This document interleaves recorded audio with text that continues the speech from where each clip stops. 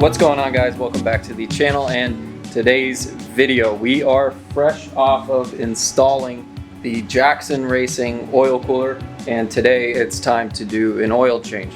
We're both due for an oil change, but also I heard from a friend it's kind of good practice to go ahead and swap out the oil as well as the filter on a new oil cooler, just because there are potential shavings in there, or dirt, dust, whatever, anything in the lines.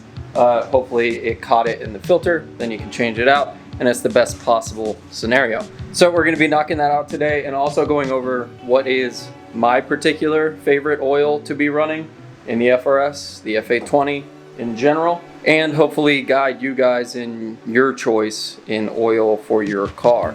So I think what I'm going to do here is go ahead and just explain to you guys the choices that I make, and hopefully from that explanation it'll help explain some of the more important things when you are choosing your oil.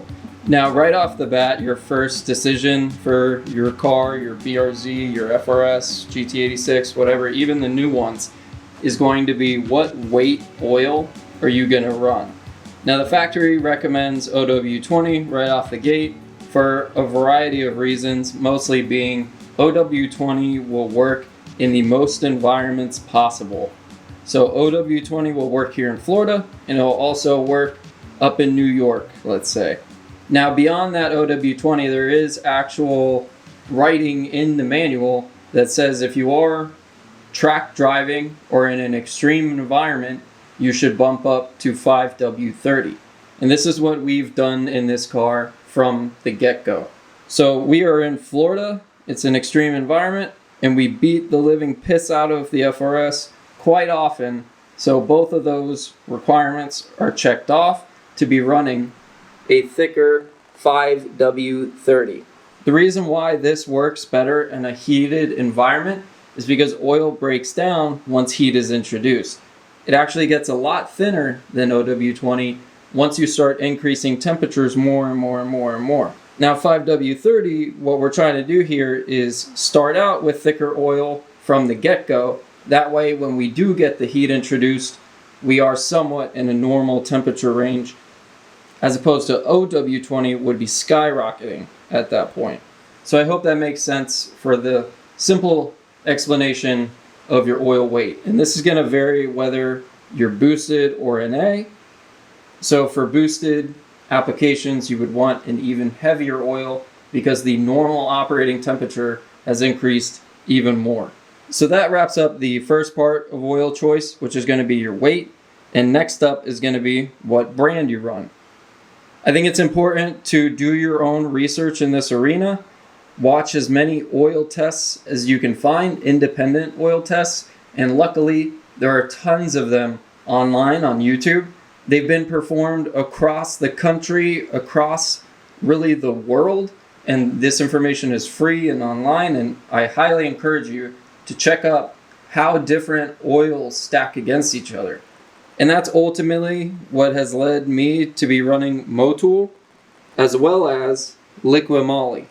Motul and Liqui Moly test very similar to each other, and the best characteristics about this stuff is in extreme temperatures, in extreme environments, driving the crap out of your car, these oils simply perform the best. And I know this is complete placebo here, but when I did switch to these oils, to the thicker Motul, the thicker Liqui Moly, the engine runs better. It just feels better overall. You're safer because you're not going to overheat as easily as OW20. And it's a good oil you can just have confidence in year round. So I'll just stop there with my rant on oils, because I think in this area you really need to go do your own research, check how these oils test out, and I'll say, you might be fine just running Mobil 1. For all I know, and for all we know, your car, it might not make a difference, but it's all about choices in this arena, and I just choose to go to the better oils, in my opinion, and stick with them as much as you can. It is decently hard to get Motul sometimes, so I have been switching out for Liqui Moly, which, like I said, tests very similarly. So between the two, I haven't found many differences. but I really like them both. They're both a little more expensive than if you're just going to AutoZone or something like that, but I believe this is good money spent considering how expensive these engines are, and you just want to take care of it as much as you can. So let's go ahead and dump this thing, get the oil changed. And one thing that I'm interested in today is seeing how this sandwich plate is going to work with the oil filter, if it's just going to dump oil everywhere. So we're going to get prepared for that and see what happens. That's actually very clean. Yep, that was actually really easy.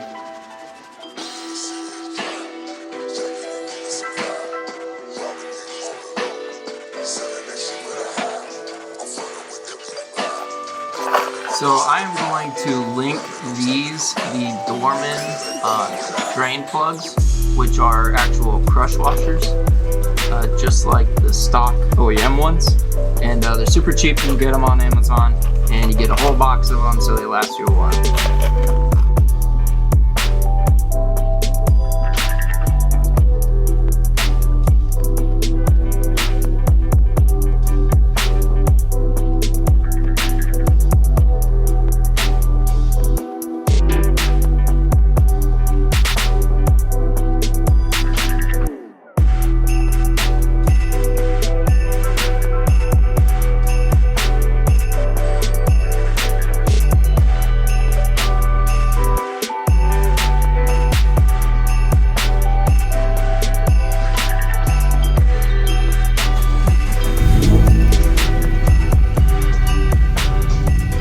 Guys, we're gonna take her for a little test rip, get her hot.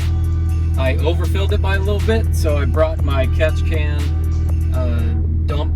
I do have a little spot in mind, you know, around here, but it's more towards the Mexico side of town, and it just so happens to be, you know, the perfect distance to get some heat in the car. So we're gonna go down there and just have a little fun real quick, dump the oil, and that's gonna be it for the video.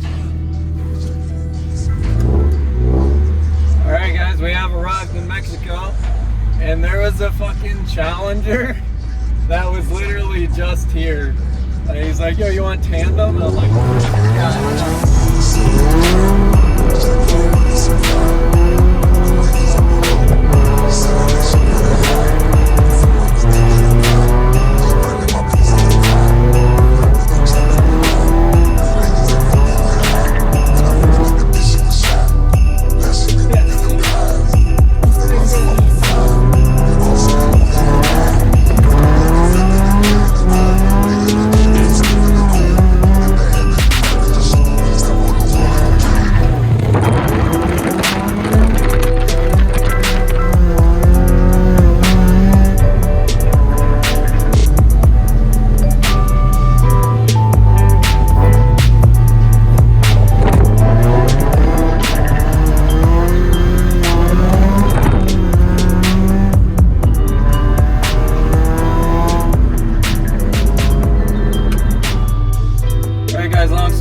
We did some more shenaniganery, but didn't get the temperatures much over 195, which is pretty cool.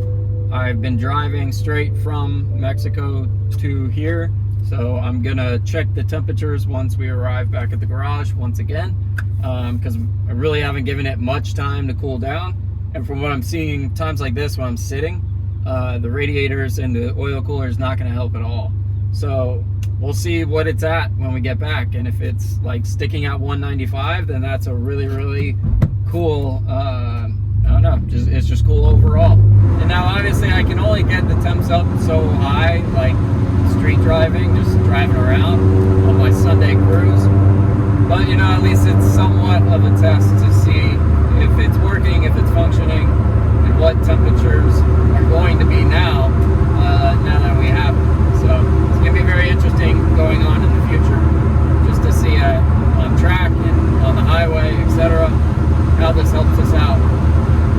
Alright, let's see what the damage is that has been dealt. So if you ever want to see it on your OFT diagnostics, my car, real-time data display.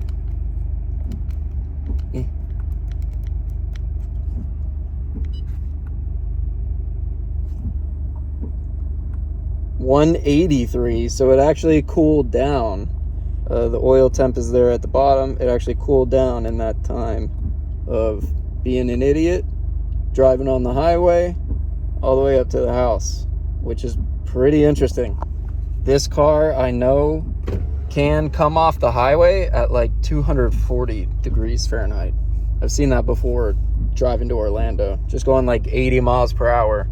And yeah, this thing can get all the way to 240 real easy. All right, guys, that is going to be it for this video. I hope you enjoyed it, and I hope this helps you decide what oil to pick. I would keep in mind that some of the performance that we saw of the oil, in the sense that part of why it's cooling down so fast and part of why it doesn't heat up very fast, is because of the kind of things or proprietary things that Motul throws in the oil. And it's part of the reason why it tests better than a lot of different oils. So if you had a different oil in here, it would change the test results. We could have had higher temperatures sooner, but it just so happens that with Motul, with an oil cooler, I couldn't get it past 195. So very interesting, and then even more interesting, once it hit 195 and we were just sitting there, it actually was heat soaking, I believe would be the term. So just sitting there with no airflow, I believe is, it's gonna allow for temperatures to rise.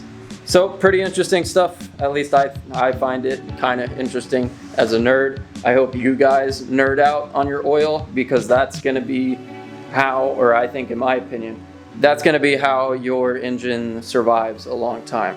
Being that these cars are Subarus at the end of the day, you have to be pretty meticulous like a Subaru owner. Just like WRX owners and STI owners. If you read any of their forums, they're very, very picky. They're super precise about what they want on their car, what they run on their car, etc. And it's for good reason. Generally speaking, these boxer platforms are not very cheap. So that's gonna be it for this one. I hope you guys enjoyed. If you don't run Motul and you just hate Motul and Liquid Moly, what kind of oils do you run? Put it in the comments and let's just see what everybody runs. I think it would be a cool little discussion point. That's gonna be it. See you in the next one. Peace.